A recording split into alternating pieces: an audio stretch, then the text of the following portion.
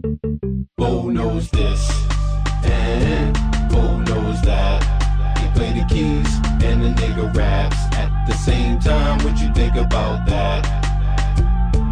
Bo knows this, and Bo knows that. He set it off, set it on wax. If you got a problem, then that's that.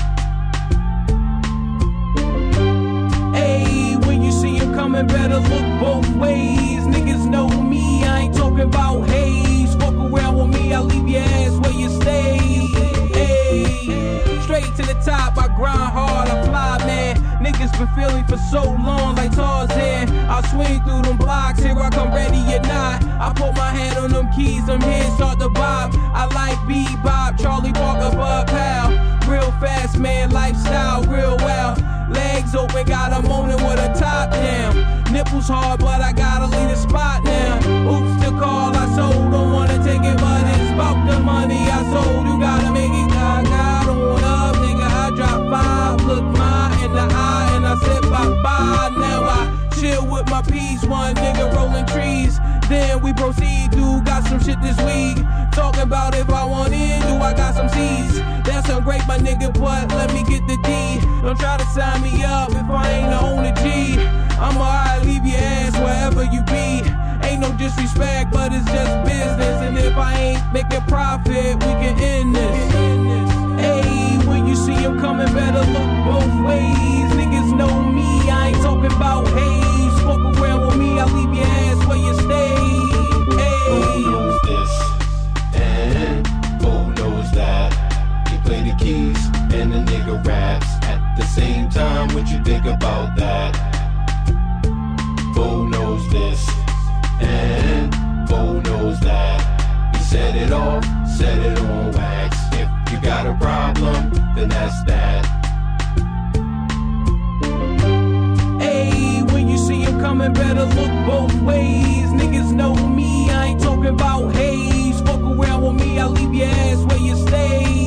Hey, time's a pressure cooker, rhymes a pressure reducer. Life's a sweet looker, but a bitch like Medusa. My niggas drank the pain away just to get through her. I try to write my pain away, try to talk to her, but she laughed at me, asked me who's my pappy. I said I didn't know, she said exactly. So I don't stress that bitch, I just keep it happy. Yeah, life is tough, as if you ever asked me. Shit ain't never all good, dry them tears from your eyes. Niggas die every day, ain't no time for goodbyes. Get head low and keep grinding. In due time, nigga, you'll be shining. I took heed of them words and took my head low. Stayed away from that shit, but most niggas don't. Had to get in them keys and get my weight right. Flat a couple fibs and stretch my mates right. Now I'm out of sight, but they keep me in their minds. You can catch me at a few spots just killing time. Never question my life, you know I walk the line. Will I be on the top, it's just a matter of time. Hey, when you see him coming, better look both ways. Niggas know me, I ain't talking about haze. Fuck around with me, I'll leave your ass where you stay. Bo knows this, and Bo knows that. He play the keys, and the nigga raps at the same time. What you think about that? Bo knows this, and Bo knows that. He set it off, set it on wax. If you got a problem, then that's that. Hey, when you see him coming, better look both ways. Niggas know me, I ain't talking about haze. Fuck around with me, I'll leave your ass where you stay. Hey.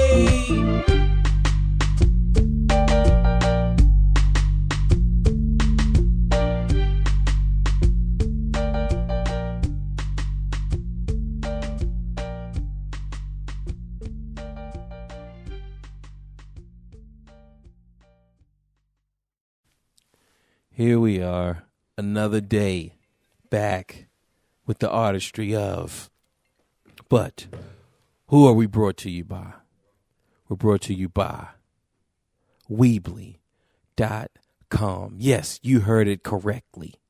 Weebly is where you go to build a banging website like the one that you go to when you go to BoKnowsMusic.com.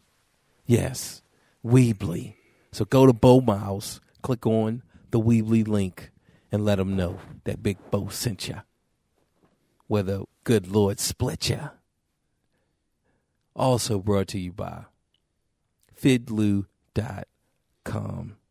Yes, you heard it correctly. For years, you've been wishing and dreaming of an instrument worthy that you could just hold up into the sky and the clouds would part like the sea at Moses' hand. Well, now that instrument has been developed and created by none other than Fidlu. Go to fidlu.com, look at it right now, buy it, love it, crack the sky open. Last but not least, we are brought to you by Bo Knows Music. For quality online music lessons, step your weight up. It doesn't matter what the engagement is, what the purpose is. Achieve your purpose with BoKnowsMusic.com. And now, it is time to begin what some may say is the beginning of the beginning. There's only one other phrase to say. Cue the music. Let me introduce you to Bo Miles, a unique and likable guy. Everyday life, friends and family makes up the artistry.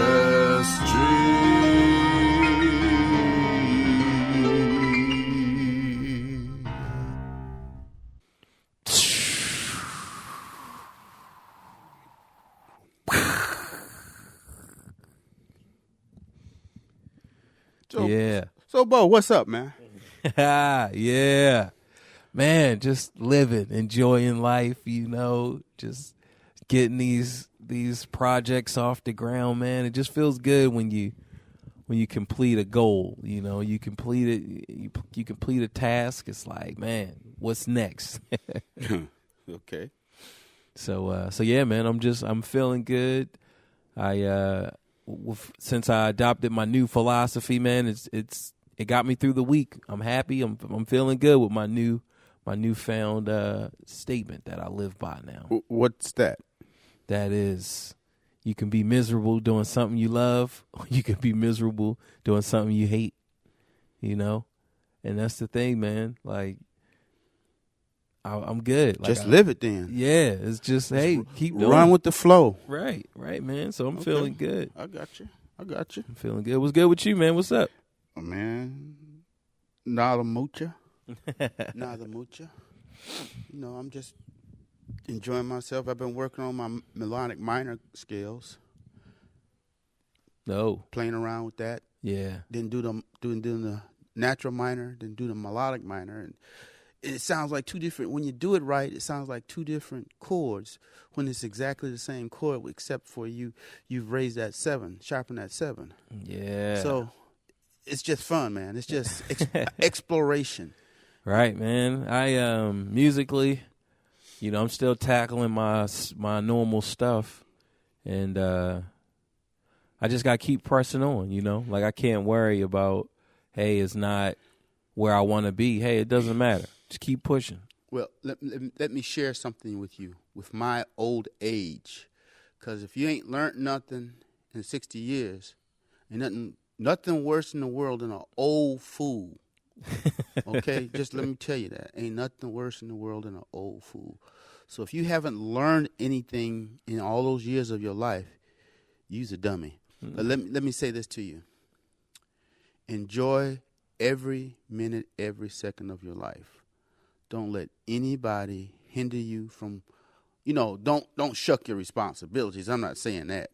But, if there's something you truly want to do it. That's your time. When it's time for you to go on to glory, they can't, hey, man, you can't go. Come back here. and whatever you got, the spoils of your passing, take it. So right. Enjoy your life, man. Do what you want. Do the things that you want to do. Create yourself a bucket list. Get out there and and enjoy life, man. Trust me. If I could be 35 again, man, everything would be different. Not really, because I still have my baby girl. Right. So I guess I can't change anything because everything was supposed to happen the way it happened. But there's certain things that you can control, you know. Yeah. No, don't accept any ultimatums from nobody. If you don't do this, I'm going to do what? What? Oh, okay. Yeah, man. I sent you that cover. Did you get it? Yeah, man, I saw it. It looks nice. Yeah, thanks, man. Can a brother get a couple of lessons? yeah, man. You know, you already got the free account. You know, you just check them all out. But so if any of you honeys out there wanna ride on my free account, let me know. Ooh, Fid got a free account, but hey, like they say, you know, every stuff isn't free. No free lunches. Oh, you somebody gonna have to pay. She can pay because I ain't. So yeah, man. But yeah, man, I'm you know, I cooked that cover up. Looks nice, man. Thanks. I think I cooked it up maybe last week or a couple weeks, you know, and then I finished the script. So, you know, in a little bit, man, I'm gonna shoot, and I already started on my next one, you know. So, okay. So, what's your first set of lessons gonna be about? It's just gonna be the basics, just knocking down the basics, getting you right, so that you understand the instrument, you understand the piano. So let me ask you: is there going to be an emphasis on learning to read as well? Yeah, Many people want to forego that concept and wait until they're into the instrument and learn how to play, but there's so much you miss out on by not being able to read. Yeah, man.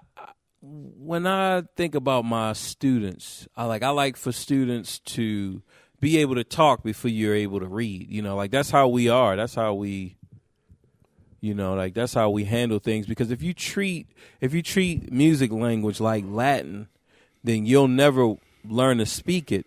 You know, like you'll only be able to read it, and you'll never be able to take the words and make sentences. Yeah, and make sentences and speak Paragraph. it. You know, because it's not a living language, and that's the thing, man. So that's why, like, I really like to put an emphasis on playing before, like, even, you know, just playing before you can read, and then go back over it. But in this course, this is a reading course. Well, it's going to take you from where you can't read to where you can read, you know. Both hands, left and right. Yep, left and right, but it's going to be reading charts as far as left hand. So okay. You're only going to read one hand at a time, right? As far as what you look at. Now, normal piano staff is two staffs, right? The grand staff. Yeah.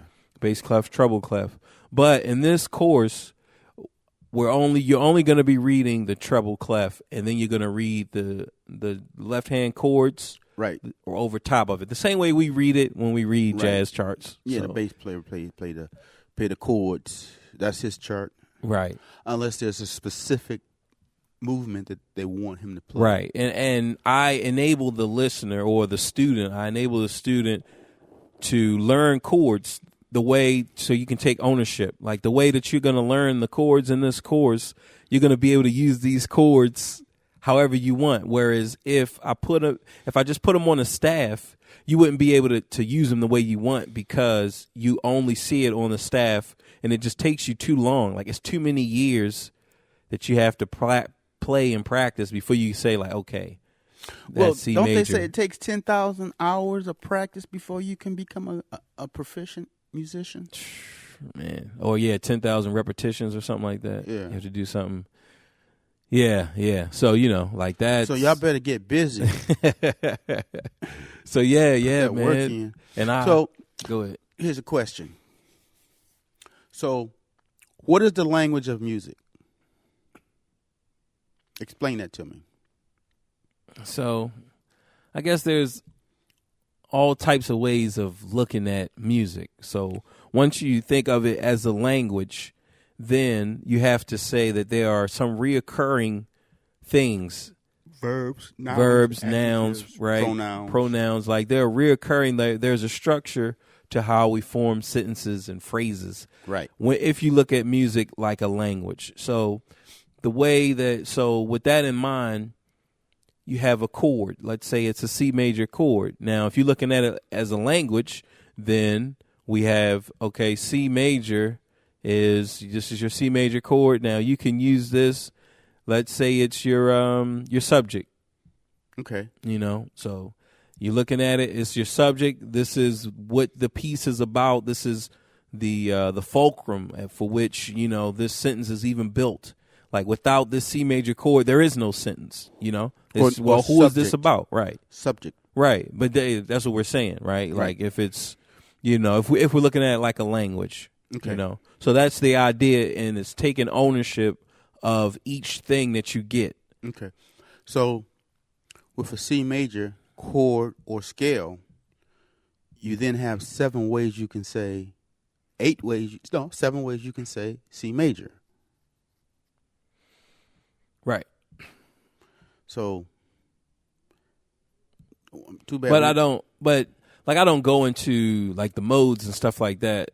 Like that's a complex concept. Yeah. So I just give you that's that a first, later lesson. Right. But just starting off, you get how do you eat an elephant? Right. One bite at a time. One piece at a time. And I want you to have ownership of the things that you play. And that's a big difference when traditional playing is not based on ownership. It's based on hand memory and finger memory. Okay. So that's the concept when you're learning classical music and you learn that style, it's hand memory. We want your hand to remember how to play a C major chord or a C major scale. We want your hand to remember how to play a C major chord. We want your hands to remember how to play a certain passage. Right now, through this memory of playing, you'll be able to play other things. Okay. So, but the ownership of it that's another class. That's another lesson. You got people who've been playing classical music for 20 years and they don't have no ownership of the music because that's another class. It's like teaching a monkey how to play a C major scale. Right. He can eventually become very good at it, but okay, now what do I do with it? Right. He's not going to be playing some jazz. So that's another lesson down the road. Right. Right. And the way it's set up, it's kind of like classism. Because if you're taught classical music, and we're talking about at a lower level, meaning you're poor or you're middle class, right? You won't get to the level where you learn how to use all of this stuff on your own and make it your own. You're right. Because you need guidance in understanding some concepts that, just knowing how to play a scale means nothing. Right. And see, that's the thing. Like, even in college, man, I can think of countless players who can play. Like, they can play all the Beethoven, all the Mozart. Like, they can play, but they don't have any ownership of what they play. They've been playing that for so many years.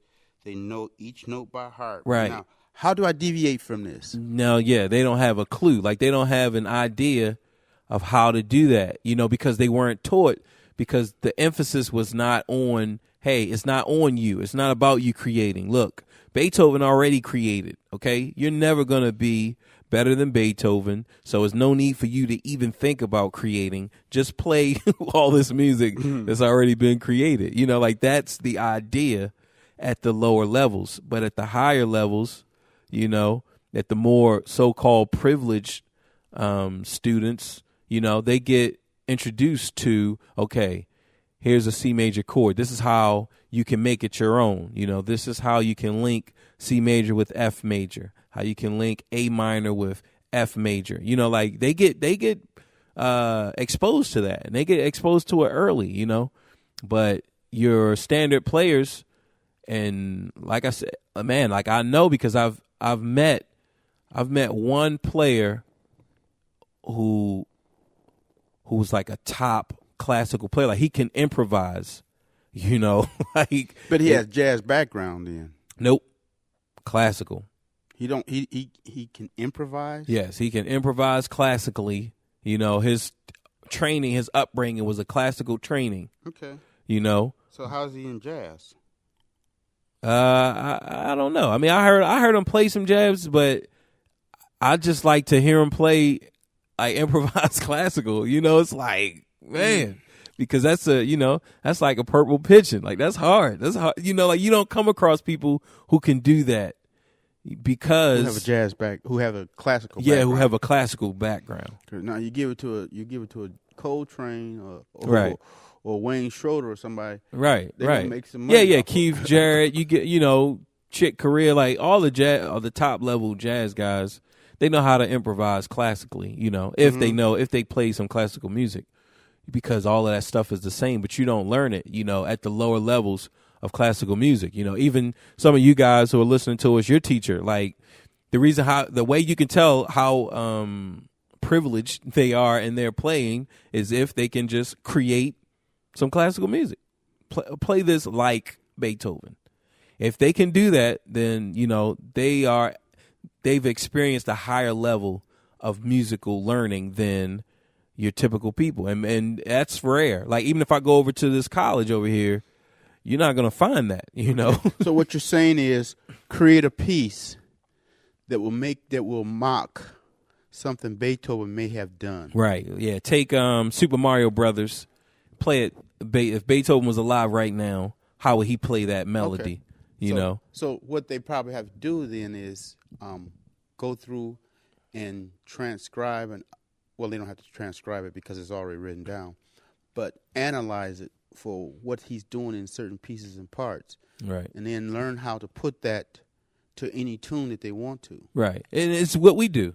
It's just falling back on when you look at music like a vocabulary, right? Beethoven, if we look at music like a vocabulary and now we talk about Beethoven, well, Beethoven has some characteristics, some key things that he does in all of his music, like just some words that he uses all the time. Okay. So if you know a few of those words, riffs or phrases, right? If you know a few of those words, even if it's ba da da da da in the left hand,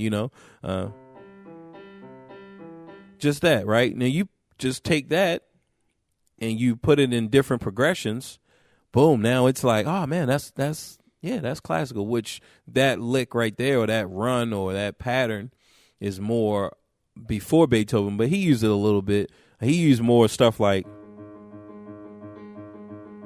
octaves, right, and just ba ba ba ba ba ba ba ba bum bum bum bum. He does a lot of that, and he was influenced by Bach. Okay. So his music has a lot of call and response. That's what we would call it today, but it's the melody in different places, like, so he have it high and then he introduces it in the low. And okay, sound like African music. Call right, and response. right. That's what we would call it today, but they didn't call it that. They just, called it melodic development. Okay. But it's just call and response. Yeah. They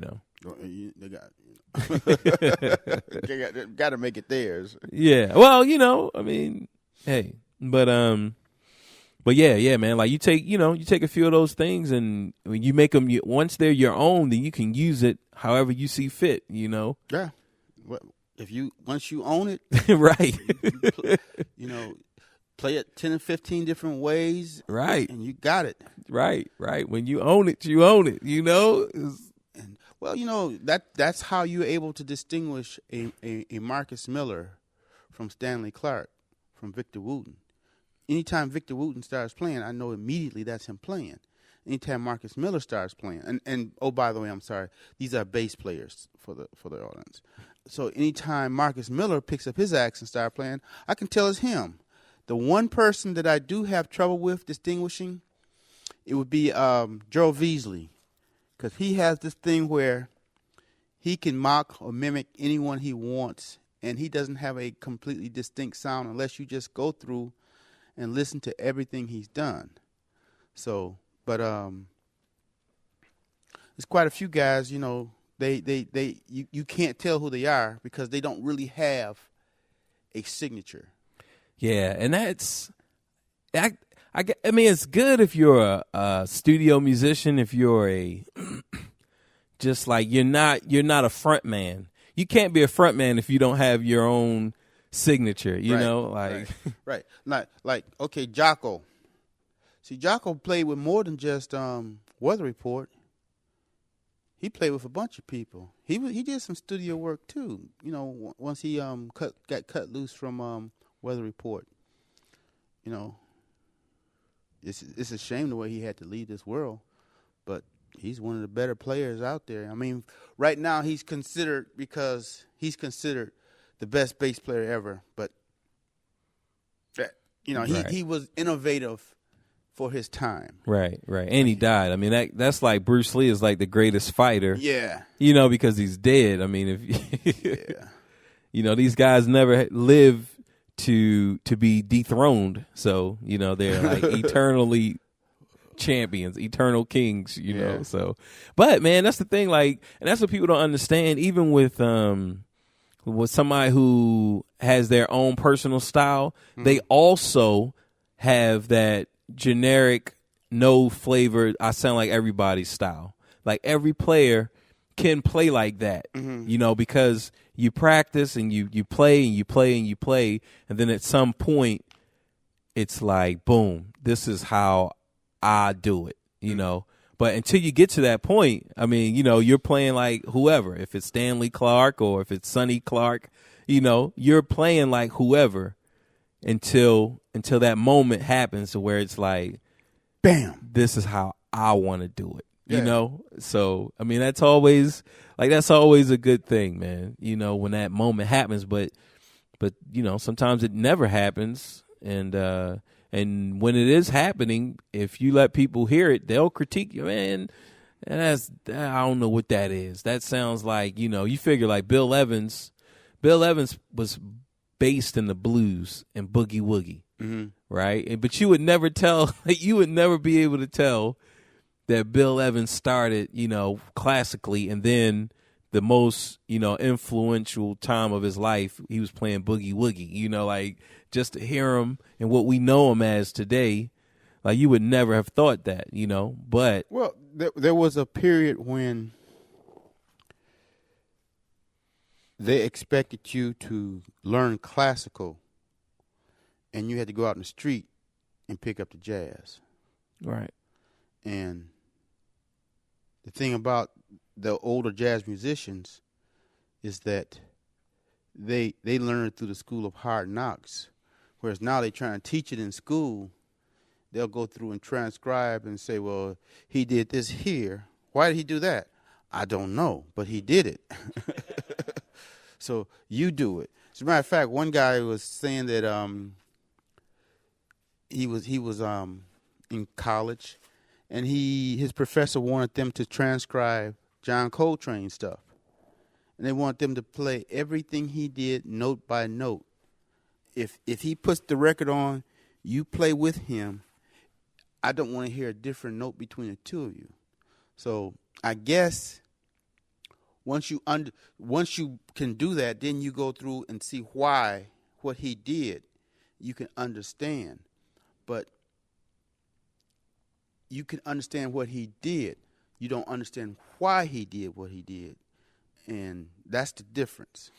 yeah, man. A lot of white players, they do that. Like, a lot of white players, and man, like, they become monsters quick. Like, man, they will become a monster on you quick.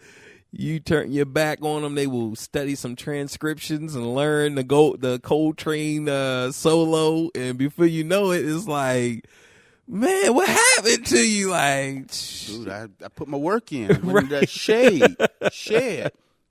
right, man, and it's crazy because as I think culturally, black musicians, like, we don't do that, So we just and pick it up as we go. right. And we got to steal it. We can't, nobody gives it to us. Yeah, like, it's weird. Like, it's weird because, you know, like, most of your players, like, and just like with speaking, music and the way people play, they have like an accent. They have like there's a blackness to your playing, or there's a whiteness to your playing. Okay, it's like a trumpet player.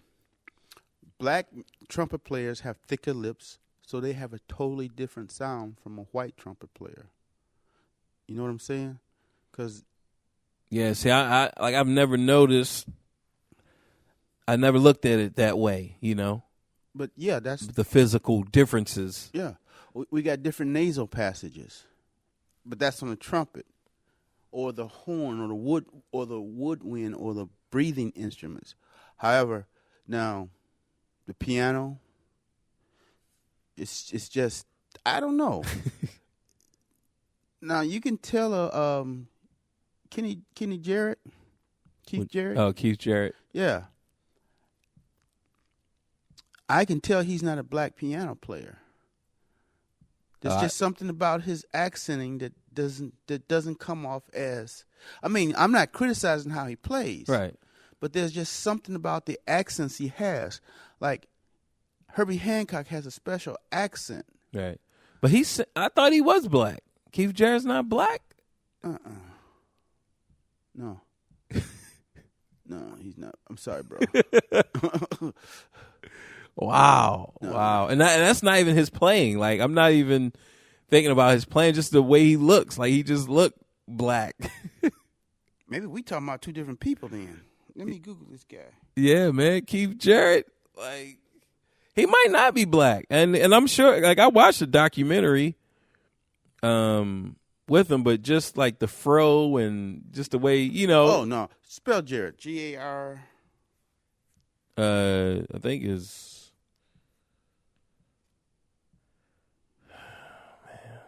Let me put him in there. Yeah, I got it. All right, that's my boy, Keith. But he might not be black though. You know, like it won't matter. I still love him, man. He a monster, but okay. But I think it's with a J, Keith Jarrett. They just have him. Okay. Philly, well, not Philly, Pennsylvania. What did you find anything? Yeah. Or? I'm thinking about somebody else then. Oh, all right. Is he black? I mean, or is he mixed or what? He appears to be mixed. Yeah, because he looked like kind of Spanish. He's like one of those multicultural. Well, that's why he was able to just, you know, slide through. Yeah, just dominate because you don't know what he is. Oh, he got passed, man. Oh man, yeah, man. I wish I could meet Keith Jarrett before he dies, man. Just so I could talk to him. He'd probably just get tired because all of those guys, man. You know, you got different ones who just love it. You know, they still love it, and they're not burnt out by anybody because yeah, that's the one I know. It's harsh. Wow. Oh. Yeah. I mean, he definitely has you know. See, I thought he was an old Jewish guy. Right. He might be. Like, he might be Jewish. He might be you know, like, he looks black, but I don't know, man. I don't think he's, let me put in siblings. You got to put in Keith Jarrett siblings, and then that'll let you know. Is that the backdoor way to do it? Or or his parents or something like that. Then that way you can be like, oh, all right, you know. So we have Daniel Jarrett and Arma Cosma Jarrett. So his mom is definitely. So let's see. It says Pennsylvania, early years, Keith Jarrett, downtown. Mother of Slovenian descent and father of either French or Scot-Irish descent. Told you. So, yeah. He just got that. Yeah, but but his. See, if you do a DNA test on him, you're going to find out he's got 20% sub-Saharan African. Yeah, man. Like everybody won't deny that part. Right, man. Yeah. I'm not black. I'm Cuban. Yeah, man. But you figure, who knows who set that up? But yeah, man. But yeah, he was a monster. He had an early age, a prodigy type cat. He's still playing? He's 70, I think. So yeah, he's probably still playing. Because Bob Thompson is like 70 something. Man, he's playing, but that's sad. Because I don't look as old as this guy. Which one? Jarrett? Yeah. No. Yeah, he doesn't look. I mean, he's just that melon in his skin. And his brother is dark, or the other guy he was with. They got something going on. They just don't want to acknowledge it. Right. Sylvanian. But yeah, man. They realized. Slav means slave. It is defined as slave. Okay. So the Slavics were slaves. Yeah. Like European slaves. Like remember we had that conversation earlier where I said that there are some people over here who are passing for white who wouldn't be considered white in Europe.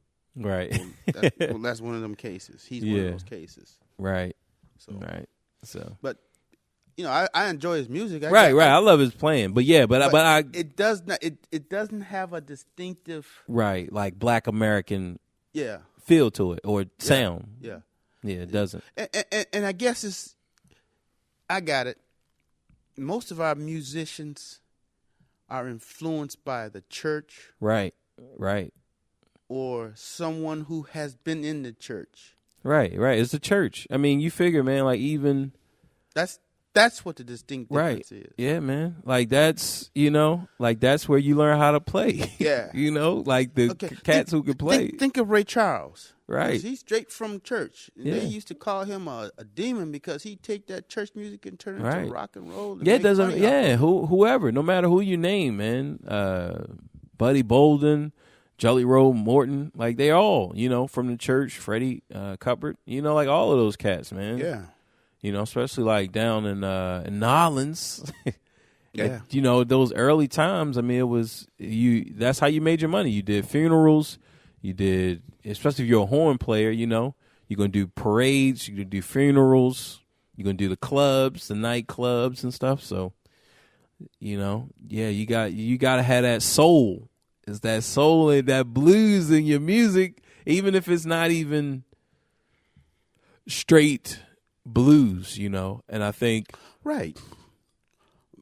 It's or in there. bebop, but there's just some accents. Right. The way I don't know if it's the chord structure. Do we bastardize the chords? Yeah, we're more rhythmic in our playing too. I notice a lot of black players are like really rhythmic in their playing. Polyrhythmic.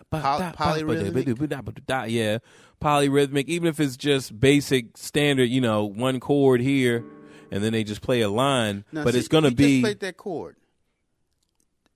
That chord would sound different from someone else playing that chord. like if it was somebody else. Oh yeah. So, yeah, because they're not gonna play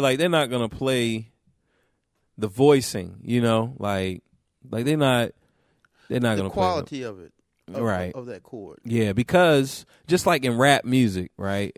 In rap music and hip hop, like in the early hip hop days when you had like really good lyricists, their music would suffer. Like their music would suffer because they didn't want the music overshadowing their words, right, and their lyrics. So they would pick crappy music. Like their music would be the crappiest. Like if you go to Common was known as a great MC, still is, top MC. Nas even suffers from it early in his early time and even throughout his career. Any music, I would say Jay-Z didn't suffer from it because he understood just that pop element. Like, like, look, man, the music got to be good. And but a lot of those book in the music. Right, with KRS-One, a lot of those great MCs, man, great lyricists, you know, from the early days, their music was horrible. Like, it was just horrible. Or they would sample everybody's stuff. Well, even that, like, because you can sample some good stuff. You can sample like a progression. You know, you can sample some changes, and it just sounds good. But they wouldn't. You know, they just sample 2 chords and that don't even have a relationship together, and they just sample that. You know, and just rap over it. And when it comes to chord structure for musicians, if your right hand, you're a real melodic player, right? You don't want your chords to be packed with, you know, notes, because it's taken away from your right hand improvisation. Right. You know, so you're not going to pack the chord. You know, you're not going to just fill it up and make it tight, and you're not going to do all of that because it's like it's taken away. That don't go with what your right hand are doing. Right. So you're going to keep that right hand real simple. You know, keep it real simple. You mean left hand? Yeah, left hand. Keep the left hand real simple, and then your right hand can give you it can give you all the other things. You know. So all you want to do with your left hand then is outline the chord. Right. Just create a shell. Or if you got a 7, you want to play the 1 3 7. Right. Or not even that. Just the 1 and the 7. Okay. Or the 1 and the 3. Okay. You know, and then, you know, as you get higher and higher up, you start to kind of tweak around with it and stuff. But for the most part, you know, if you have a melodic player, you know, he's not going to give you packed chords. You know, like he's just not, because it's going to take away from what he's saying. So in most chords, the 3 and the 7 are very important, whereas only in certain cases is the 5 important. Yeah. And that's 3, when you have a flat 5. Right. You want to emphasize that flat 5 in that chord. Yeah, that's one. You know, like that's one style of playing. You know, mainly for jazz. You know, because jazz is a root position music. You know, right? Like it's, you know, heavily root position, and so with that in mind, then yeah, they want to, you know, bring out, like you said, the 3, the 3rd, and the 7th is going to be the most important, right? Because that's going to define, the 3rd is going to define whether it's a major or minor, and the 7 is going to determine whether or not it's dominant or not. Right. Yeah. So yeah, man. I mean, when you look at it like that, you know, I mean, and you know, it's just like, all right, but. So we basically just gave everybody their first free lesson. Hey, man, we always get, man, y'all cats is on y'all 30th lesson, okay? We just dropping them things, giving them to y'all. Just kicking out knowledge. This is food for thought. Eat, nigga. So yeah, man, you know, but it's something, especially just making it your own, truly understanding it to where you can do something with it, you know, because I think a lot of musicians, they think that they know something, and it's like, well, okay, let me hear it, you know, and then it's like, well, okay, here it is. All right, well, put it over this. Man, I haven't tried it. Well, you don't really know it, you know. No, you don't. Like, that's what that means. You don't really know it. You know, a lot of bass players, they can thump, slap, but dude, give me some bottom. Yeah. You know, give me some support, you know. And it comes out, man. I mean, see, slapping and thumping, we impress each other with that. There's a lot of people who can't do that. There's a lot of people who can't tap.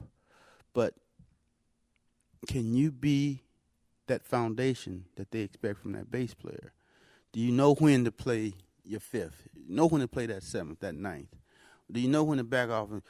Are you working with your piano player? You know, your drummer. You know, because it's, you know, yeah, we're a front instrument now, but you can only be front if you got something going. Right, man. That's with anybody. You know, like before you have to become so good at being a solo musician that you can put yourself with other people. Right. You can fit with other people. Like, but that takes, well, you have to really be good as a solo musician. Not clash. You know? Yeah. And not clash with the drummer and when the make sure that keyboard is, man, leave the bass alone. That's my lines. Yeah, but see, man, but that's, you just got to find your right partner. You know, everybody doesn't work well together and know certain things that one another plays. And, you know, a lot of times it only comes through playing together a lot, but just that chemistry, you know, just that first initial chemistry that you have with a musician, you know, and everybody doesn't click, you know. So there's no red pill or blue pill. Right. It's just putting your work in. Yeah, and finding your musicians, you know, like that's really what it is. Just because, let's say you come down here, guys, and you play with us, and you don't really play the way we want you to play, or we don't play the way you want us to play. Like, that doesn't mean that either side or either party is horrible. We're just not connecting. That's all. Yeah. So, you know, you find. Don't call us. We call you. You know, you find the people that you like to work with and the musicians that you like to play with, and, you know, and we'll do the style same. of music you like to play with. Right, man. So, yeah. You know, like I like 50s and 40s jazz, you know, and that's what I listen to. And above that, I don't know. Like, Keith Jarrett is the only. He used to be. I would say now it's Cyrus Chestnut. He's from Baltimore. Okay. And he's like the only really new piano player that I know. You know, I don't listen to new guys. See, I like the early '60s jazz, the '59 up through the fusion when through like '68 when and then from '68 on. But just certain musicians, Herbie Hancock, Chick Corea. Everybody can't play fusion. They try, but you know, and most of those guys who are making it, they're probably heavily influenced by Miles. So, like a 10-second gap, you might want to cut out. Oh, all right. Is it on or what? Yeah, it's on. I didn't cut it off. Oh, you just stopped. He was like, Well, I was getting ready to go get up. Oh, all right. Yeah. He's like, look, I mean, what time is it? But yeah, cut that section out, man. All right, yeah. Don't worry, I'll take care of it. Okay. But yeah, man. I mean, you were talking about a lot of cats who played with Miles and came through Miles. Yeah, there's a whole dynasty behind him. Yeah. Herbie Hancock, Ron Carter. I mean, Keith Jarrett. Yeah, but see, Keith went in his own direction. Yeah, but he got known through Miles. Yeah, but again, but Herbie went. Yeah, everybody went their own way. But Herbie has a. I'm not trying to say there's a difference in jazz musicians, but you can tell. I can feel the flavor of certain musicians, and you know it. A lot of, and I'm not being prejudiced or anything. A lot of white jazz musicians sound like they're playing in a club set. What is that?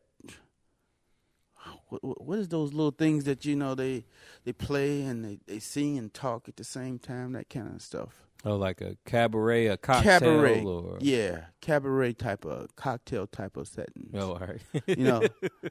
and it too. It may be from their traditional training. Right. Because I promise you, most of them didn't come up in the church. Right. I promise you not. They had classical training and decided to go over into jazz. Right. So, and I'm sure there's some black musicians who had classical training who went over to jazz, and you can hear it in them as well. Yeah, like what's that dude, Lewis? He was pretty, like, I don't know how big he was just because I wasn't alive during the time. But, I mean, he just seems like, I want to say it's Ray Lewis, but. Ramsey Lewis? It might be. But he was, like, heavily influenced by Bach. Okay. And he has a real melodic style. And a lot of the jazz musicians wore suits. But I believe he even taught in, like, a university, like. even during the '60s, and Okay. you know. So, but yeah, this guy, Now, it might be Ramsey Lewis, I think. Now, Coltrane listened to classical. But he listened to everything. He listened to classical, listened to Indian music. You named it, he listened to it. Yeah, yeah. He wanted, but again, he was different. You can tell his horn sound. Yeah. But see, a lot of those jazz musicians, they all have a piece. Like a lot of black musicians, man, they have that one classical piece that they can play. You know, like that. You know, because usually how it works is once you have some type of skill, people will say like, oh man, you need to take lessons. You know, you need to get with XYZ, and then that person will give you that one piece, and you know, and usually you'll step away from it because it's like, look, man, I really don't want to waste my time in that field. There's no need developing in that field where that's not where I make my money at, you know. So now here's a question I have to ask you. Back in the 60s, was Juilliard considered a jazz school or a classical music school? 'Cause so many people went to Juilliard because they had musical scholarships. And then once they got to Juilliard, they started hanging out and playing. yeah, they quit. And they quit. Yeah, so it was definitely a classical. Okay. It was definitely, you know, because back then you couldn't. They weren't teaching jazz. Right. Yeah, jazz was not in the universities. It was not in the schools. You know, I don't believe it got in the schools until like the late 70s. Because I know that, and I've mentioned this guy before. The guy who played in The Soloist. He went to Cleveland. He from Cleveland. He went to John Hay High School, and he went to Juilliard. And I guess he tried to stick it out, gut it out, and he gave up his mind. So yeah, man. I mean, hey, it's only a certain number of slots, you know, that's available. So out in the classical world, yeah. I mean, you can't be first violinist or first bassist because there's so many people who want that spot. Yeah, I mean, even in the jazz, I mean, no matter what, man, just in music. The thing about jazz, though, is people want to hear some different jazz music. They want to hear it through different people. And if yours is likable, and you can draw the crowds or get a following, I don't care who the promoter is, they're gonna follow you. Because if you putting out, you don't need to pay homage to nobody. You know, okay, I play on street corner. Right. I mean, but that's for all music, you know? Like, there's going to be a small group or a group that will want to listen to you. Well, classical music, you have to go through people. They have a system set up where... No, you don't have to. So you create your own orchestra then. Right. You can do it the same way. Like, I remember when I was playing classical only, I went to the embassy. I just went to the embassy here, the embassy suites, and I was like, you know, hey, I'm a piano player. I want to just come down here and play. He was like, yeah, all right, man. You know, he didn't audition me. I didn't have to play anything for him. He was like, all right, well, come down at this time and play, you know. And you just playing. Yeah, and I just went and I played, you know, and just doing that, man, if I would have stuck with it, you feel me? I would have built the following here. Yeah. Right? And that's the thing, man. It's not going to be easy. Like, it's not as easy as if you was in Atlanta and you was like, you know. Well, here's the pressure. An Atlanta rapper. If most musicians are professional musicians, and that's where their ends come from. Right. And they're always under stress to achieve, because if you don't get that gig, you don't pay your bills. They're going to take your horn back. They're going to take your keyboard back. They're going to take your bass, or you're going to have to go pawn your bass or your guitar. And that's the thing about being a professional musician. Whereas somebody who does it just for the love of it, who has a day job, they don't have those stresses. Like, I love my music, but I don't have no stress about it. The only stress I have is self-induced because like I feel I should be farther along. But then again, you got to put that work in, Yeah, but see, man, I hear like even your boy Anthony Wellington, man. I want to say that he was trying to make that same argument, but like that's really crap, man. That's like me saying back when the only thing I did was play for the church. Like if that's how I want to make my money is just by playing for the church, then all right, then that's how I'm making my money. Like those cats who are you play on it, you touring, like you're a touring musician, just like any other person, you have to, all right, who's touring? Like once you're in that circle, like, okay, Elton John, he's touring. There's so many bands that's touring. Look, man, I'm just coming off of this gig. I can easily jump over on the next ship because those companies they're all passing through, and those companies it's at the top. It's only one company, and they need musicians. They're like, look, man, so like, man, these guys, they start crying about, this is how I pay my car note or whatever. It's like, yeah, man, that's how you pay your car note, but you're not at death's door at any moment, You will, yeah, eventually, yeah, you will, because it's going to be younger cats that's coming. Move you out the way. Right, and there's nothing you can do at that point. Like, all right, you try to act like you're famous and start teaching to people who don't really know. But like, come on, man, like, that's all I'm saying is like, if you out there and this is what you're doing, then you do it, but it's no. Like right now with me in the church, it's not like, man, I don't know what I'm gonna do next Sunday. It's like, no, I'm gonna be at the Institute Church of the Nazarene next Sunday, and when the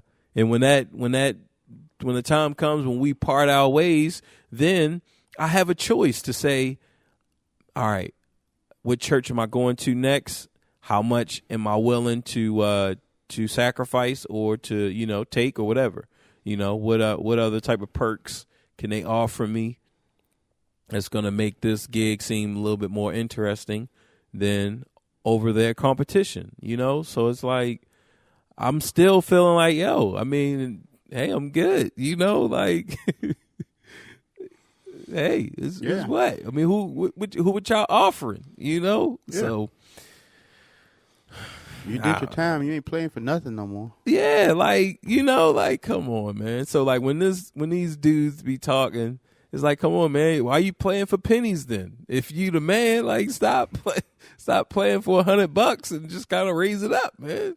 Well, you do more with your time. Right, man. Play some Nintendo or nothing. Yeah, man. Like, yo, man, I'm telling you, man, those guys. You could substitute teach. Right. For a day. Right. And make $125. Yeah. And not touch your instrument. So why give away your talent? Right, man. You kidding, So it's like, look, man. Nah, man. A lot of those guys, that's the only thing they can do, like, because, they don't really have an education. So that's all they can do. They can't even work at McDonald's, Like, even if they wanted to work, like, even, look, man, I'm going to just pick up this job. Like, you can't even do that, So the only thing they got is their music. And, that's not the reason why they killing, man. They killing because they just have an understanding and they got it, however they got it, but they got it, So. There's this guy that went to school with me back in the 70s. His name was Larry Brown. This dude could play, man. He play his ass off, man. I don't know what happened to Larry. I hope he's still alive. What instrument did he play? Keyboard. Oh, all right. He was bad, man. He played. His father had him lessons when he was in junior high school. Cause see, back in the day when I went to school, I started music in the 6th grade, and when I got to the 7th grade junior high school, it was mandatory to take music classes. So all the way from the 7th through 11th grade, I took music. So. This guy was good because he didn't hold no jobs. Right. He left high school and went right into playing out. Yeah. So this guy was bad. Right. Hey, Larry, if you out there, hook us up, man. Give us a call, man. Yeah. But come on, man. Help Yeah. us out, man. Just old musicians, man. Like, I always have a joy and when I meet them and I see them. Like, I remember when I first came here to West Virginia, back in 2000. Like, the people that were killing, it was Mark Holmes, James Carter, and I want to say, Timmy Courts. He's still killing now. Bob Thompson was definitely, he's been killing since the 80s, I think, So, but those other, like, now gospel, like, because Bob Thompson is, like, really unchallenged jazz here, And you know what? So That's the problem. They should be, to ensure that the art survive, they should be bringing people along so that, okay, if he can't fill all the dates at the nightclub's going to have to pick somebody else up. Yeah, and he does. Timmy Courts, his drummer, is a is a piano, is just a musician, all around. Okay, but I'm not just talking about musician. one clique of people. Right. I'm talking about creating an industry. Like rap has created an industry for itself. But no person. But you figure, like, even in rap, they don't. It's only cliques that like each other. You feel me? Like, so Yeah. if we was looking at like Bob Thompson and his crew, that's how rap is. So like the other crew that's coming up, they're not getting any support. Like Bird and his boy. Right. It's Okay. it's not even like, because Bob Thompson does a lot for music and musicians here. Like, he's a really good musician and ambassador, right? But at the same time, you either got it or you don't, So it's like, I mean, I understand him in that sense. Like, look, man, you're either ready or you're not, And if you're not ready, there's no need for me kind of. And I'm not gonna move out the way. Yeah, like, Okay. Like, look, because he toured at colleges and he did that stuff. So if he doesn't like it, then it's like, look, man, I'm going to just make this bread just playing. And, Yeah. if you want this, you have to take it. And I'm not gonna teach you. Right. Hey, I mean, hey, man, I can't teach you. That's really the thing. It's like, I can't teach you. Nobody can teach you. Only you. Like, we can tell you, like, hey, man, you're going to have to go up that mountain, but how you get up that mountain, man, it's all on you. So we gotta find our own path. Right, you gotta find your own path, because the path that someone else took has been covered up over time, Mm-hmm. the grass grew over it, So I gotta find my own path. Yeah, you gotta find. Look, here's the mountain. Okay, so if I bulldoze somebody out the way, then you just get run over. Right, man. Okay. Hey, go get on it, get up there. I'm working on it. Yeah, like. See, I got another good 30 years. I can start my new career. Yeah, and see, when you figure, man, like, cause you sounding really good. Like the last time I heard you, Mm-hmm. like, man, like you sounding real good, man. So that's the thing. You'll never be able to see. You'll never be able to see yourself. You'll never be able to say, like, man, I really, like, man, I'm really killing. You'll always, to yourself, you'll always be who you were 10 years ago, Okay. and one day you're like, oh, man, I can play. yeah, like I can play, but I still got a lot more to do. But, you'll never see yourself as, the great, whatever, because Unless you make money. right. But still, then you'll think like, man, I'm just robbing people, like, man. But if they like you, they like you. You know what I mean? Like, look, man, you killing. Like, I mean, if I'm entertaining you and you want to pay me, that's fine. right. That's my If point. I was standing on the street corner and you threw a quarter in my bucket, right. I'm getting paid. Yeah, and see, that's the thing, man. Like, people will pay you now. Like, you sound good. Like, I think, like, man, you killing. Thank you, brother. Yeah, man. Like, yeah, man, you killing. Like, yeah, it's nice. Okay. But so Now, I'm going to tell you what made the difference. Understanding chord structures. That's what made the difference for my playing. Playing chords and understanding the importance of the chords to the quality of the root note. yeah, That's it. It's just understanding that. Now, if I can get past that point, applying it. Right. But what I've been doing, like I've been working on different, like I told you before, I was playing melodic minor, then I play natural minor, then I play the major, and just keep going back and forth with the same 3 ways to play A, 3 ways to play C. You know, and then you got in each one of them, you got the other 7 qualities to run off of. So that's what I've been working on, and intonation, controlling that instrument. That's basically what I've been working on. Yeah, man. Like I said, man. Like you definitely sounding good, man. I think if you just played more songs, you know, and applied all your knowledge, and put all your knowledge into every song, you know, like like you would be a monster. I got some things on my mind that gonna be resolved soon. Yeah, I mean, you know, look, man, like I said, you already killing, so you know, just keep going, you know. And I think because I'm consciously, just like how you figure, like, okay, this is how I'm gonna do it, you know. Like I have a way that I'm going about, you know, the second part of my music, and it's like, you know, it's just what it is, man. It's far as looking at the music like a language, you know, I have to develop my go-to lines and learn how to use them interchangeably, start at different points, always land on it. You know what I mean? Like, you know, and it's going to take a while, but hey, man, that's cool. See a foxy lady, play a special little lick for her, and don't miss a beat. Right, man. It's, you know, you just, and that's the thing, because ultimately my playing, like, I want my playing to not sound, because I get bored when I listen to people, like when I listen to cats playing, and it's like I'm not hearing nothing. It's, well, they're not making music like they used to. Yeah, I mean, I don't know what it is, but it's like I don't care about it, you know, like. It's not, there's not enough tension and release to keep your attention. It's no development.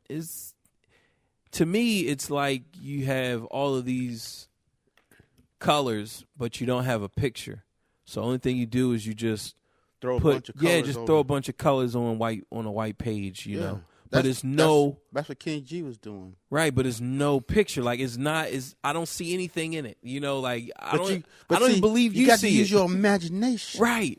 Like I don't even think you see it. Like I don't even think you can tell me, like, yes, this is a picture of an elephant. It's like those pictures that the shrinks be showing you. What do you see in this picture? Right. Huh? Yeah, but instead you of tell black, me, you the expert. Right. Instead of black and white, they just use all different types of colors, like just the whole spectrum. You're like, man, that's a really nice red, man. Like that's a nice shade of red. And I like the way you use red and pink to create, you know, like shadows and stuff. You know what I mean? It's like that, but it's still nothing. Like I'm still not looking at it's still no picture. Yeah. And that's how, like when I listen to people, man, that's like, and I just don't want to, like, I don't want to play like that, man. Like a part of me always thinks like, man, you know, I wish I was playing earlier. You know, I wish I would have started playing back when I wanted to play. Because I remember in the 8th grade, well, not even the 8th grade, man. It was the 6th grade.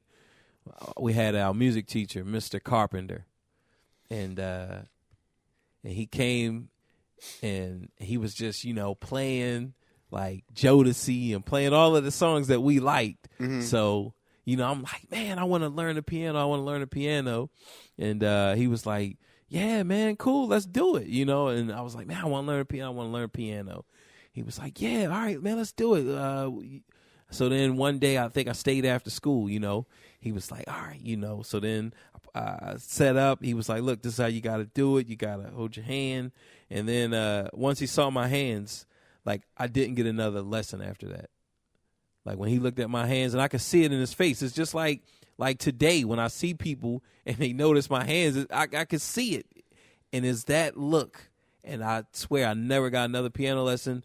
And that was when I was 11. I didn't get another piano lesson until I taught myself at like 15. You know, when I was just like, look, man, I'm going to do this myself. You made your own path, man. Right. You know what I mean? Cut your own road. Right. And see, that's the thing. Like, a part of me wish I would have learned the piano early, but then another part is like, I'm glad I didn't, because I don't want to sound like them. Yeah. If you know, like, if you learn, and that's nothing against guys, you guys are out there playing now, hey, sound the way you want to sound. But for me, it's like, I don't want to sound like them, because to me, like, it doesn't sound like anything. No. Well, again, when you're parodying somebody, you'll never be as good as that person was. You can play every note that John Coltrane just recorded. You can make it sound just like John Coltrane, but okay, I got John Coltrane's album, so why would I listen to you? Right. But see, man, that's going back to what we talk about in the classical world. A lot of that has seeped into the jazz world, where it's, look. But that's how they train classical. Right. So they brought those same habits over to jazz. And they brought those same habits over to jazz. Yeah. You And the thing, what would have been great for me when I was younger, they try to make theory and harmonization seem so complex when it really wasn't, when it really isn't. And I think if more people were exposed at a younger age to harmony and theory, music theory, then we'd have, the art wouldn't be struggling as it is now, you know. And it's from the selfishness of certain people who want to hold it for themselves because, okay, I understand it. I don't need this. Well, everybody don't. And to appreciate it, everybody should know it so they can appreciate your playing. And tell when you're doing something right or tell when you're just faking the funk. But see, man, a lot of times, and just when you said that, I thought of this. And they have something in schools now. I think it's called dibbles, and the way it works, that you read syllables, and these syllables and these sounds, the way you put your sounds together, different letters and combinations, they don't make real words. So like when a child is reading this, they're just reading the sounds and, like that's it. So they're not reading real words, and they have to make the sounds. Well, if you learn this method at a young age, there's only a short window for you to learn this, now, because if you don't learn it, between whatever this window and you try to learn it, like it's not going to, you're better off just learning words and sounds to create words only. Like like this system is not going to help you moving forward, and it's just that short window of opportunity. And I think that's what happens in the music a lot of times, is because these guys, they don't know. Like I honestly believe that like I said, man, a lot of times is nobody can tell you. Like I can't teach you. Like I can show you all day what I'm doing, but that's not going to give you the understanding that you need. Like you got to get in there for yourself. And I think a lot of that, it's some of that, but then at the same time, it's also like, look, man, I don't know. And what you don't know is you learned these concepts very early. Maybe you was like, 6 or 7 or 9, And, some concepts, you're better off not even touching your instrument, just picking up a piece of paper and pencil and writing it down. One thing that worked for me was writing out a scale, 2 octaves. Now I can see the patterns in music. I had to explain to a guy what a 9 was. Well, what's the 9th, man? What's the 9th? That's just the second degree, the second. Right. But it's in the second octave. Oh man, I was teaching in my class. I was teaching like notes and staffs and notes on the line and on a space. And it's crazy how some students, that was hard. And what's hard is the perception. It's, okay, this note is on a line, right? So it's a placeholder. So then they're looking like, okay, it's on a line. So when I say that it's on a space, it's like, well, it's on the line. It's on the top of the line.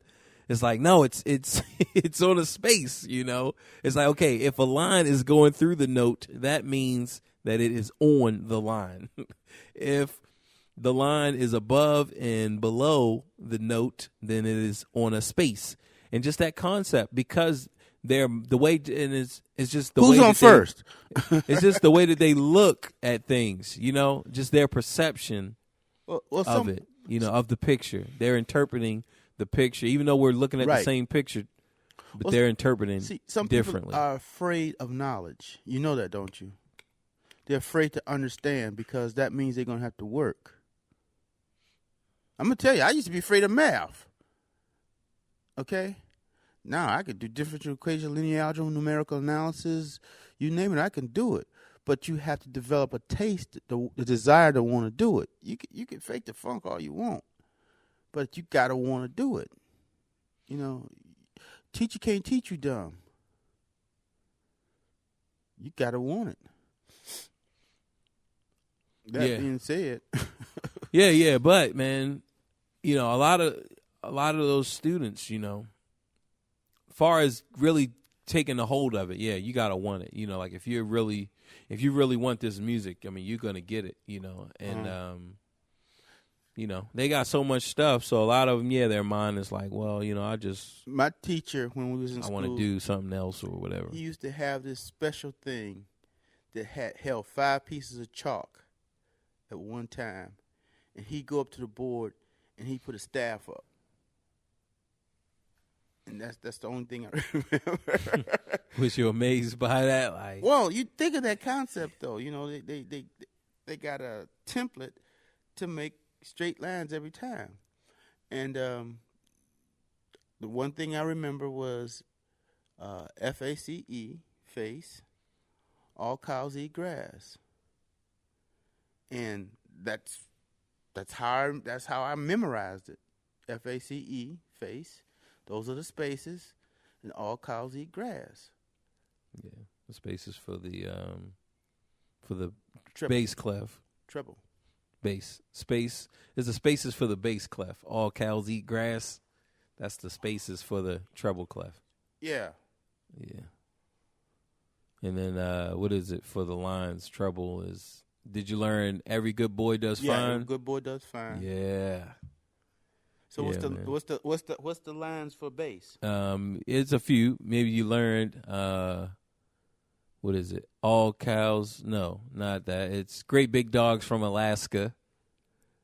Right? That's one that you could learn. Great big dogs from Alaska. Right. No, I didn't learn that one. Okay, so if you didn't learn that one, then you learned what is it, man? Because somebody told me if you didn't learn great big dogs, then you learned what, man? Oh, man. Because I thought it was... Good boy does fine always. Yeah. Is that it? Good boys do fine always. All right, yeah. And, man, they had one like every girl bra doesn't fit. Did you learn that one? That was... Nah, because... He said, I remember that one. I remember that. He said, look, man, every girl bra doesn't fit, baby. Good boys do fine always. Yeah. And oh man, please excuse my that's what, math. I was gonna say please excuse my dumbass sister or something. Yeah, gotta be because P there's no P in the music, man. Wow. Yeah, I think that's math. Please excuse my dumbass sister. But what would that be related to?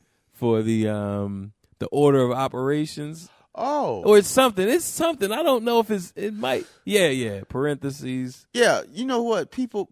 Exponents. Yeah. Yeah. Please excuse my dumbass sister. Depending on where you place a parenthesis, that changes that problem. And I try to get people to understand that, and they can't understand that. Oh man, I remember I used to struggle with math, and I used to ask like how, because I wanted to understand the problem. Like it would say something like, what's the equation or linear equation, or you know how like it would be a bold title, and then you would have a problem, right? Okay.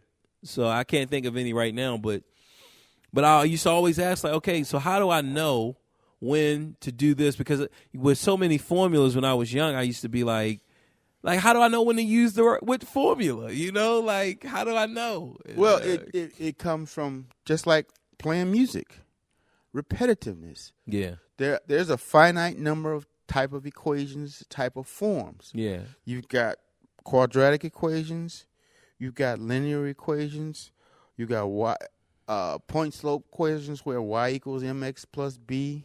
Right. You just it's like you didn't play C major so many times. You know what notes are in that C major. Right. And a major, a minor. Yeah, but it'll tell you, like, the way that you said it, like that, let's say the slope, just something easy. Well, here, they're going to give you hints in the word problem. Right. They're going to give you hints. Whereas they ain't going to give you no hints in music.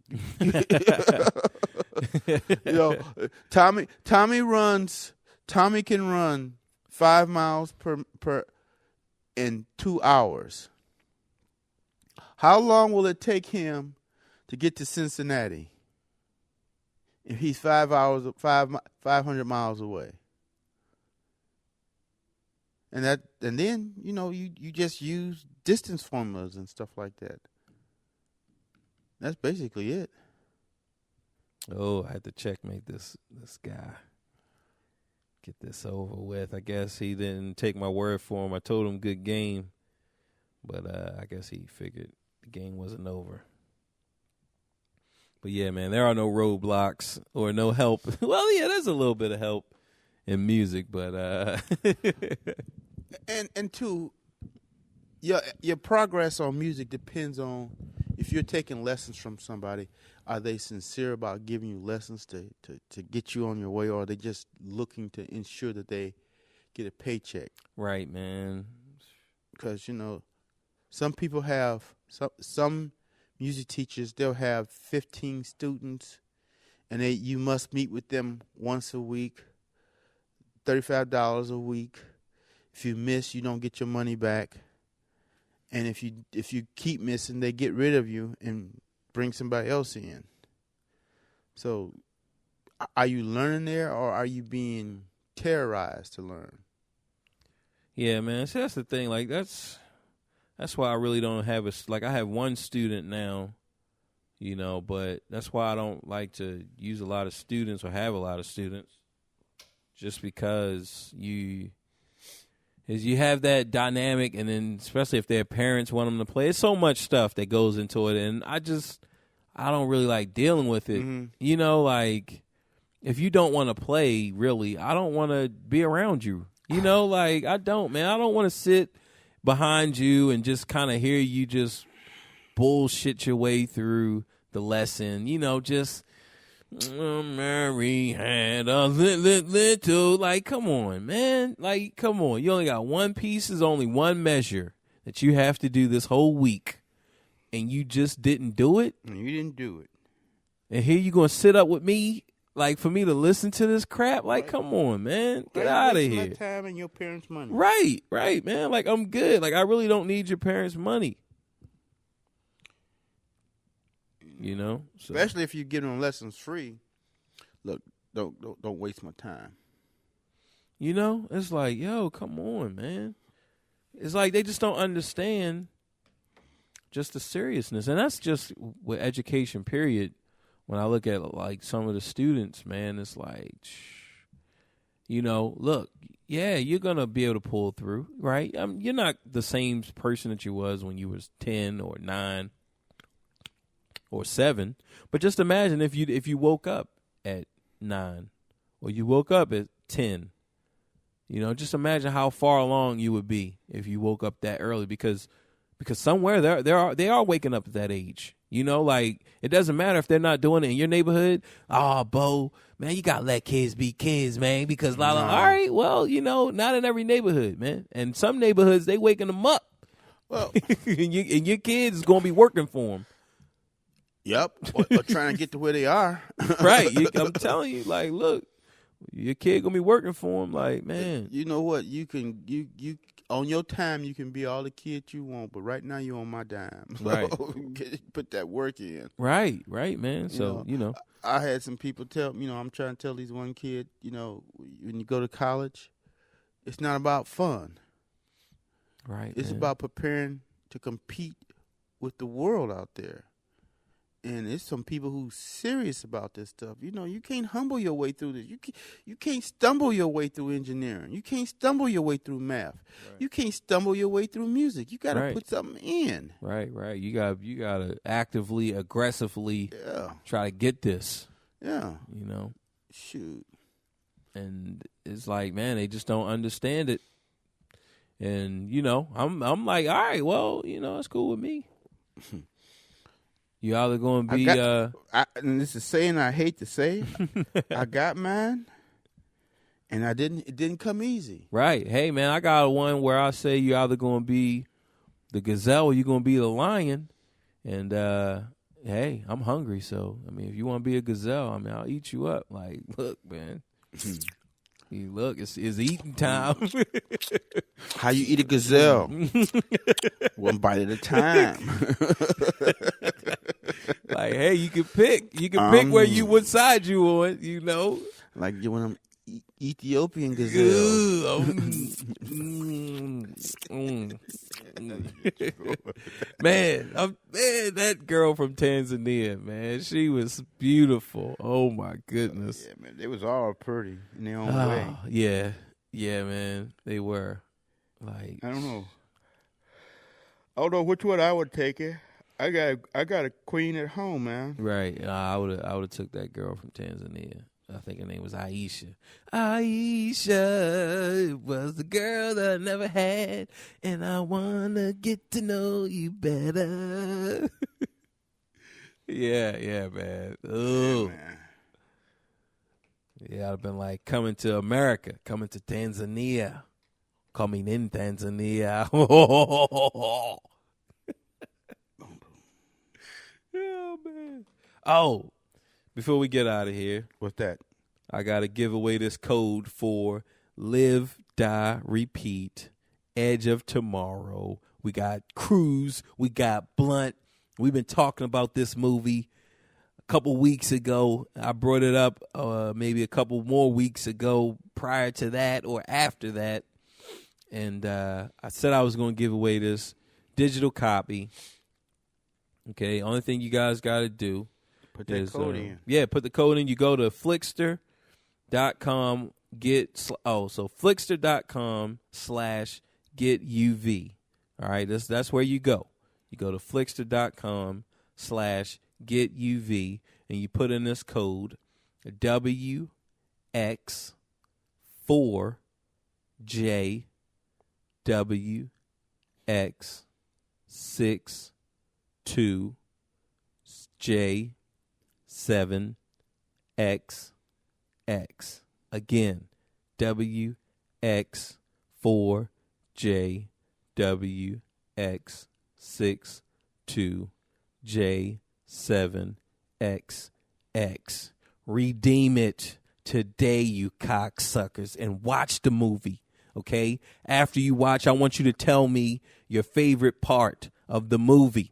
If you have seen this already and now you're just getting a copy of it for free, still tell me your favorite part. Go to the Artistry of, or go to Bo Miles on Facebook. So just look us up if you have Facebook. If you don't have Facebook, then go to BoMiles.com and leave a comment in the actual lesson or the episode, because you can leave comments, you cocksuckers. Hey, I got a question. How's your guitar playing coming? Oh man, it's good. I was playing it the other night, getting ready to write a song for my what is it? Afro-Latchin, or whatever. I'm gonna name it. But yeah, man. So I working on the changes for it. I'm gonna write the song on the show, but yeah, man, I'm okay. Definitely. Okay, when you get done, make sure you give me the chart. Yeah. I play bass for you. Oh, yeah, man. Especially we can do the once I finish the whole thing, the whole album, which I figured is going to be like 8 songs, we'll just play the whole 8. Just do a concert. Take one of these episodes and just do the concert, man. Okay. So yeah. Well, this is it. We're gonna wrap up here. I gotta drive to the school and pick up my charger for my phone dies. But don't forget our sponsors. We got Weebly.com. Go there, set up your website, get your website together, get up and running, looking good, ready to sell, ready to communicate with the world, the World Wide Web. Go to bowmiles.com and click on the Weebly link, bitch. We're also brought to you by Fidlu.com. You know what it is. Fidlu.com. There's an axe that you guys would like to crack the sky with. You can only find it at Fidlu.com. Last but definitely not least, Bo Knows Music. Quality online music lessons, no matter what time. Those of you who can't even sleep, you get up at 4 in the morning, you get up at 3 in the morning, 2 in the morning, 1 in the morning, 12 in the morning. It doesn't matter what time in the morning, but you get up, you can't sleep. You go to BoKnowsMusic.com and you work on your music.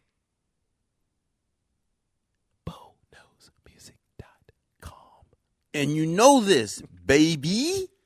And we're out. Bo knows this, and Bo knows that. He play the keys, and the nigga raps at the same time. What you think about that? Bo knows this, and Bo knows that. He set it off, set it on wax. If you got a problem, then that's that.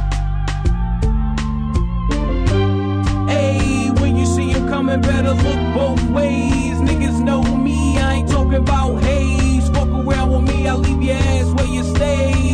Hey, straight to the top, I grind hard, I fly, man. Niggas been feeling for so long like Tarzan. I swing through them blocks, here I come ready or not. I put my hand on them keys, them hands start to bob. I like bebop, Charlie Parker, Bud Powell. Real fast, man, lifestyle, real well. Legs open, got a moment with a top down. Nipples hard, but I gotta leave the spot now. Oops, the call I sold, don't wanna take it, but it's about the money I sold. You gotta make it, God on up, nigga. I dropped 5, look mine in the eye, and I said bye-bye. Now I chill with my peace, one nigga rolling trees. Then we proceed, dude, got some shit this week.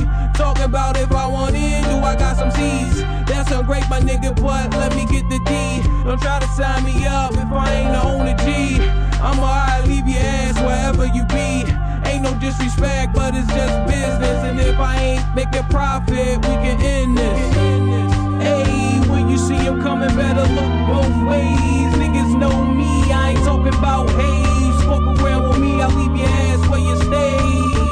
Bo knows this, and Bo knows that.